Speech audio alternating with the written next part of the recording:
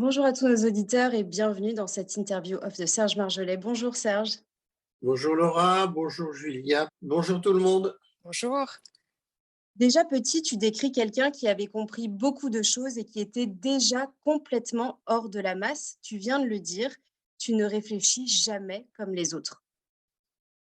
C'est le fait que je crois que jusqu'à l'âge de 12 ans, j'ai été comme tout le monde. Je détestais l'école, je prenais des raclées pratiquement tous les soirs, au moins 3 fois par semaine par mon grand-père, parce que je rentrais tard, j'allais pêcher, j'allais braconner, tout ce qu'on peut imaginer. Et quand ma mère est venue me chercher, ça s'est très mal passé. Et je n'ai pas aimé du tout Paris, enfin Neuilly-sur-Seine, j'ai pas du tout aimé ni rien. J'étais mis à la porte au bout d'un an de l'école, etc., etc. Et donc, dès que je suis été à Paris, je me suis rendu compte que c'était pour moi très désagréable. C'était pratiquement un enfer. La chaleur du sud, déjà le froid, puis cette femme que je connaissais pas. Et qui disait qui était ma mère, ce qui était vrai, mais elle m'a jamais reconnu en plus. Donc ça, c'est pas qu'elle m'ait pas reconnu, ça m'a jamais gêné. Ça. J'ai commencé à dissimuler, à dissimuler. Et je suis devenu myope à une année, peur de l'avenir sûrement. Et à partir de là, je commençais à lire énormément, tout ce qui me tombait sous la main. Et puis bon, on va arriver à 15 ans de suite. Pourquoi? Parce que ma mère m'a mis dehors, etc. Et on me disait, mais où est-ce que tu vas chercher tout ça? Comment tu sais ça? Ben, c'est pas que je savais. Les mêmes événements qui arrivaient sur le journal, c'était François ou d'autres journaux, ou l'Aurore à l'époque, je sais pas quoi, ben, je les voyais différemment. Tu viens de dire qu'à 13 ans, donc tu mets une claque à ta maman qui te met dehors Ouais, et tu vas alors passer du temps dans la rue. je suis dans la rue, mais j'arrive à me faire recruter la société Soflumar, des péniches qui font du transport entre Paris et Rouen, en gros, hein, Paris, Le Havre, tout ça. Ensuite, j'intégrais, parce que c'est plus, je sens qu'on va gagner beaucoup d'argent, la société Citerna qui transportait du pétrole. Alors, du pétrole, de l'essence, et là, effectivement, on a gagné beaucoup d'argent parce qu'on volait énormément le pétrole qui restait dans les tuyaux, puisqu'on avait les pinces des douaniers, tout ça et tout. Et c'est là que tout a commencé. Mais là, bon, j'étais jeune encore. Bon, tout ça, ça m'amène au service militaire, on va dire. Après 2 ans en Algérie, j'étais heureux, j'adorais ça, j'adorais ça. J'ai adoré ça. Je remplaçais tous les gens, tous ceux qui avaient peur, surtout ceux qui allaient bientôt être libérés. Ils avaient peur de sortir, je les comprends. Donc je les remplaçais bien volontiers parce que j'ai toujours aimé me balader la nuit, tout ça. J'ai toujours aimé ça. Ça m'a jamais fait peur et tout. J'étais volontaire à tel point qu'on m'avait surnommé le crapahuteur de la Soumane, parce qu'on était dans la vallée de la Soumane, en petite Kabylie. J'adorais ça, j'adorais ça, j'adorais ça. Et puis, en rentrant au service militaire, bon, j'avais pas mal volé aussi, de l'essence toujours, bien sûr, fidèle à l'essence. Et bon, mais j'ai crevé de faim après quand même, c'était dur. Voler, prison, quand on sort de prison, quand on est voleur, on n'a pas un sou. Et puis après, bon, le proxénétisme, une année dans la rue, j'avais honte, mon Dieu, j'avais honte. Rue Saint-Denis, tout ça et tout. Ouais. Et puis après, ben, j'ai intégré le réseau d'Anne-Claude à travers un autre réseau qui s'appelait le réseau de Suzy, qui était dans le 16e, je ne sais plus quoi, rue Nicolas, un nom comme ça, ou Nicolette, je n'ai plus le nom en tête. Voilà, il ne faut pas aller trop vite. Donc là, je vous ai tout dit.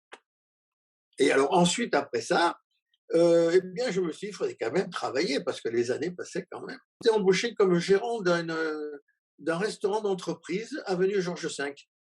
C'était un foyer de jeunes filles de classe, de qualité, bien sûr, avenue Georges V, centre Galliera, je crois. Et c'est là que j'ai été remarqué par un témoin de Jéhovah, je ne savais pas qu'il était témoin de Jéhovah, qui était d'intérim. Et il a dit à son patron, parce qu'il cherchait des commerciaux en restauration de collectivité, il a dit, je crois que j'ai le gars idéal. Alors, quand il m'a présenté à son patron qui s'appelait Monsieur Capelli, je me souviens, l'autre, il m'a regardé, j'avais une ceinture en crocodile. Il devait se dire, celui-là, il fera jamais l'affaire à 7 heures du matin pour recruter, parce que on recrutait des gens qui sortaient de prison, de tout. Hein, pourquoi? Mais parce que la restauration de collectivité demande que les gens soient en place à 7 heures du matin. Les Blancs ne voulaient pas. Hein. Il y avait que les Noirs, les musulmans qui acceptaient ça et tout. Les papiers n'étaient pas en règle, c'est absolument évident. On traficotait un peu tout ça. C'était un travail très dur. Et je l'ai fait pendant un an, et puis après j'ai été arrêté pour trafic de faux papiers. Ah bon, d'accord. Oui, trafic de faux papiers et peut-être trafic d'armes. Alors là, trafic d'armes, on s'en est bien sorti. Ça a duré pendant 3 ans, mais on s'en est bien sorti. J'ai fait un peu de prison, j'étais relâché et c'était vraiment super. Je m'en suis tiré avec infraction à la législation sur le commerce. Comme quoi, le parisianisme, c'est fabuleux. Ah oui, oui, j'avais un avocat très bourgeois. C'était vraiment très bien, il savait dédramatiser. Il faut prendre du temps, il faut laisser la justice doit suivre son cours, mais il faut laisser le temps aussi. Et puis la qualité de l'avocat est très importante parce que les magistrats, il faut pas leur raconter d'histoire. Donc l'avocat leur disait la vérité, mais il savait arranger ça. Et puis bon, j'étais bien perçu par les avocats, etc. Et puis bon, toujours un peu proxénète, bien sûr, sur les bords. J'ai fait 7 ans de légalité comme ça. Et puis j'ai décidé de... Il y en avait marre, je pouvais plus. Je n'en pouvais plus de l'intérim, tout ça, directeur commercial. J'avais même des petites actions dans une société, je sais plus. Bref, ça ne m'intéressait plus du tout. Et j'ai décidé de vendre ce que j'avais dans la tête, parce que je pensais différent des autres. J'avais 49 ans, donc oui, hein. Et à 49 ans, j'ai rencontré la femme qui allait être la femme de ma vie, Valérie.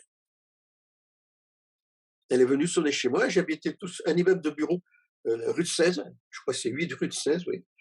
Je crois que c'est le numéro 8. Je suis resté plus de 30 ans environ, pas loin. Elle est venue sonner le jour du printemps. Voilà, etc., etc. Je suis tombé amoureux dès que je l'ai vue, elle non, bien sûr. Puis voilà, et puis de là, bah, la spiritualité m'est tombée dessus, quoi, après pratiquement. La montée de Kundalini m'est tombée après que j'ai rencontré mon épouse. Alors là, ça a été bien sûr un bouleversement total. Je me demandais, mais je suis fou ou quoi? Alors je me sentais tout à fait pas fou du tout.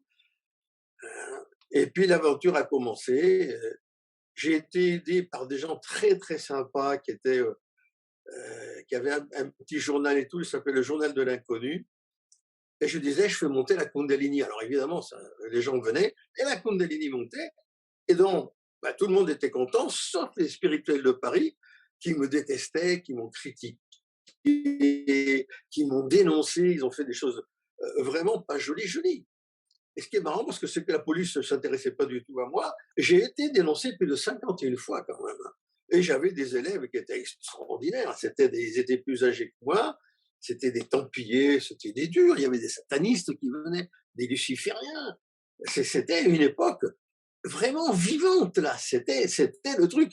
Et moi, j'étais comme un débutant là-dedans, mais j'avais de bons amis, puis bon, j'avais quand même une expérience de vie énorme, hein. Dans la crédulité, ça ne marchait pas avec moi. Et puis voilà, et puis ça s'est développé, et puis c'est parti. Voilà. Comment ça s'est passé ma vie? Bien, écoute, Serge, on arrive à la fin de ce podcast, donc je voulais te remercier chaleureusement. Merci beaucoup. À toi, bonne journée. Salut Julien, salut Laura.